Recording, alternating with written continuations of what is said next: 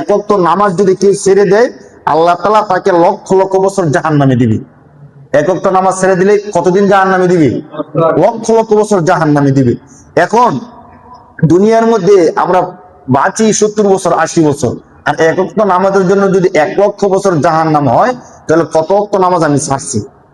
আমি কিন্তু শুধু নামাজের কথা বলতেছি। এবার অন্যান্য অপরাধ যদি ধরেন, যে মিথ্যা কথার জন্য, একটা মিথ্যা কথার জন্য 7,000 বছর, হ্যাঁ, একটা সুদের জন্য 20,000 বছর, ধরলাম পরিচয় অনুযায়ী। একটা খারাপ কাজ করার জন্য, একটা ব্যভিচার করার জন্য, একটা জিনা করার জন্য এত বছর, এইভাবে ধরলে কত বছর জাহান্নাম আমার জীবনে আসে?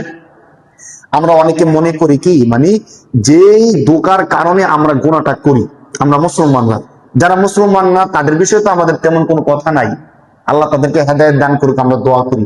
বাকি আমরা যারা মুসলমান, আমরা গুনাহটা কেন করি?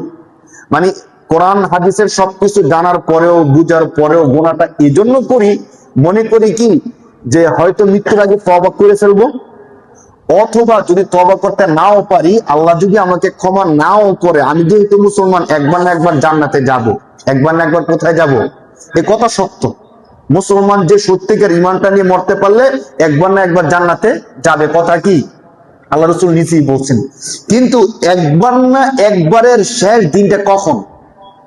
আপনি একটু ভাইবে দেখেন, যারা এই মনে করে গুনাহগুলো করতেছি যে একবার না একবার তো আমি জান্নাতে যাব, কিন্তু একবার না একবার কখন? 100 বছর পর, 500 বছর পর, 1 লক্ষ বছর পর, নাকি 10 লক্ষ বছর পর?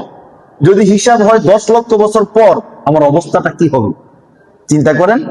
যদি আমার গুনার কারণে, নামাজ না পড়ার কারণে, সুদ ঘুষের কারণে আমাকে 10 লক্ষ বছর জাহান্নামে দেওয়া হয়, আমার উপায়টা কি হবে?